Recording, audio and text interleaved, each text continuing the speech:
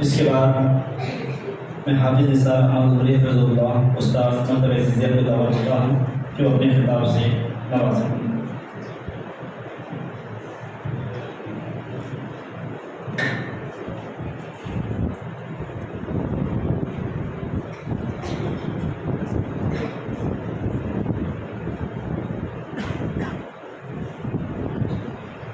السلام علیکم ورحمۃ اللہ وبرکاتہ۔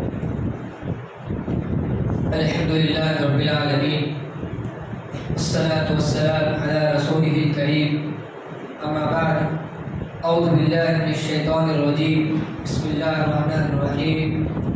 قالوا سبحانک لا علم لنا الا ما علمتنا انک انت العلیم الحکیم۔ سب سے پہلے میں تمام طلباء کو مبارکباد دیتا ہوں، یعنی جو بھی طلباء یہاں پر پڑھتے ہیں ان کو بہت بہت مبارکباد دیتا ہوں کہ اللہ تعالیٰ کی خاص آپ پر اللہ کا خاص فضل ہے آپ پر کہ آپ طلباء، آپ طالبات اس مسجد سے جڑے ہیں اور اس مکتب سے فائدہ یاب ہو رہے ہیں، مکتب سے فائدہ اٹھا رہے ہیں۔ تمام طالبات اور طلباء کو بہت مبارکباد دیتا ہوں۔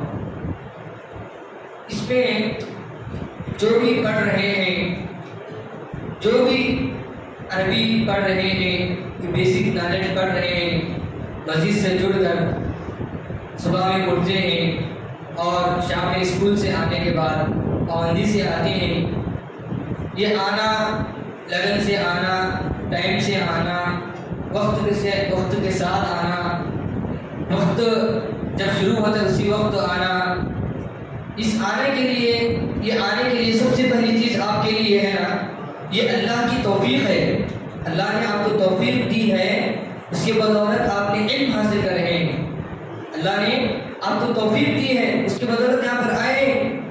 اس سے پہلے جو دور تھا یہ نظام نہیں تھا، جیسا ہم پڑھ رہے تھے جب ہم شروع کیے تعلیم، اس وقت پڑھنے کے لیے ہم ترس رہے تھے، کہیں دوسرے کو جانا پڑتا تھا، اس وقت پڑھنے کے لیے کہیں جانا پڑتا تھا، وہاں پر بیسک نالج حاصل کرنا پڑتا تھا، پھر اس کے بعد ہم لوگ بڑے مدارس کا رخ کیے۔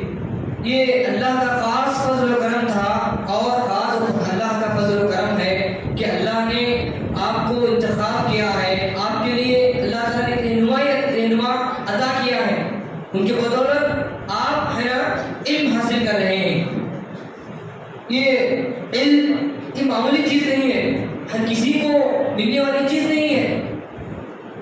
فار ایگزامپل لیجیے، اس سے پہلے جتنے بھی لوگ آپ کے بڑے جتنے بھی ہیں گھر میں، یا آپ کے پیرنٹس ہیں، خود جو آپ کو جو نالج ہے، اسلام کی بنیادی تعلیمات آپ کو ہیں، یا دعائیں جو کچھ آپ کو سکھائی جا رہی ہیں، قرآن تجویز سے سکھائی جا رہی ہے، قرآن پڑھنا سکھایا جا رہا ہے، تجویز سکھائی جا رہی ہے، یہ نالج آپ کے پیرنٹس کو نہیں ہے، یہ آپ کے جو بڑے ہیں گھر میں، یا آپ سے جو بڑے بھائی ہیں ان کو نہیں ہے۔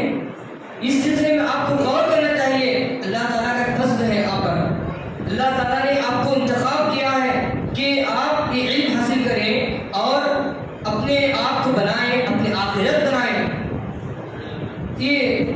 یہ جو آپ حاصل کر رہے ہیں بچپن سے ہی، اس کو تسلسل سے رہنا چاہیے، یعنی آپ چھٹی میں جائیں گے، چھٹی ہو جائے گی آپ کی، تو آپ اس کو رمضان میں پھر جگہ دہرانا چاہیے، اور جو کچھ آپ نے سیکھا ہے اس کو پریکٹیکل لائف میں لانا چاہیے، یعنی آپ کو صبح شام کی دعائیں سکھائی گئی ہیں، روزمرہ کی دعائیں سکھائی گئی ہیں، اور مسجد میں داخل ہونے کی دعائیں، اور مسجد سے باہر نکلنے کی دعائیں، اور گھر میں داخل ہوتے وقت کی دعا، گھر سے باہر نکلنے کے وقت کی دعا، یہ تمام دعائیں کو یاد رکھنے کا یاد رکھنے کا طریقہ کیا ہے کہ آپ اس وقت پر اس دعا کو کریں۔ یہ جو دعائیں آپ کو سکھائی جا رہی ہیں اس کو اپنی زندگی میں لائیں، اپنی زندگی، عملی زندگی میں لائیں۔ آپ کو لباس کی دعا سکھائی گئی ہے تو آپ لباس پڑھتے وقت وہ دعا پڑھنا چاہیے۔ آپ کو وضو سے پہلے کی دعا کیا ہے، وضو کے بعد کی دعائیں کیا ہیں، وہ دعا کیا ہے، آپ کو سکھائی گیا ہے۔ آپ کو جتنی بھی دعائیں سکھائی گئی ہیں اس وقت پڑھنا چاہیے۔ خود بخود آپ کا صبح سے شام تک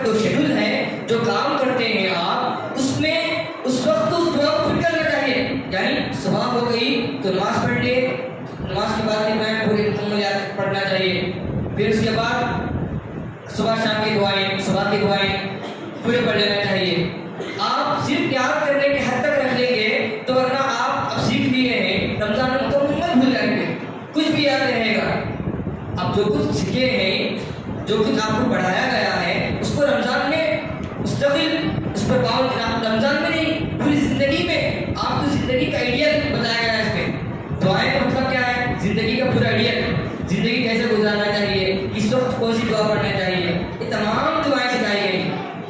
اور بات یہ ہے قرآن کے سلسلے میں ہو یا جو بھی حصہ پڑھ رہے تھے ہمارے مکتب میں، ان کے لیے یہ بات یہ ہے کہ آپ پیچھے کا مراجعہ کرتے رہیں. یعنی آپ کو جس طرح تجویز سے پڑھایا گیا ہے، جو پابندی کے ساتھ آموختہ سنانے کے لیے کہا گیا تھا اور سبق جس طرح سناتے تھے، ان کو آپ اس کو رمضان میں بھی مستقل رہنا چاہیے. یعنی اس کے بعد ایک دو صفحے پیچھے کا جو آموختہ سیکھے ہیں، جو کچھ یاد کیے ہیں، اس کو یاد جب آپ پڑھتے رہیں گے تو آپ کو یاد رہے گا.